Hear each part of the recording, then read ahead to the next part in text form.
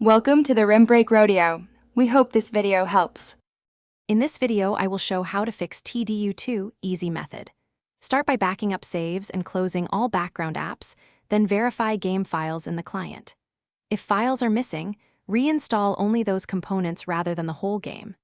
Next, run the launcher as administrator and apply any compatibility mode for older systems. Finally, update drivers and Windows components, then test launch and restore saves once the game runs properly. Troubleshoot common errors by focusing on the root cause and keeping steps simple. For DLL issues, install or repair Visual C++ redistributables and DirectX. For crashes, update GPU drivers and check for Windows updates. For save problems, restore from backup or clean cloud sync and avoid simultaneous saves. Test after each change to isolate the problem and document what worked to speed up future fixes.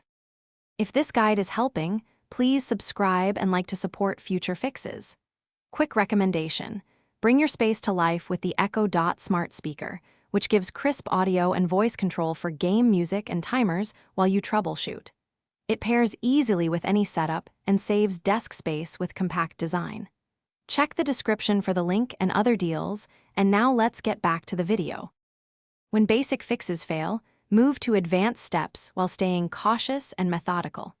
Try running the executable in compatibility mode for older Windows releases and disable overlays from apps like Discord. Perform a clean reinstall, but keep backed up saves separately. Consider vetted community patches that restore compatibility with modern systems, and always scan mods for malware. Reboot between major changes, and test the game after each step to confirm progress. Thanks for watching. Consider subscribing if we helped you.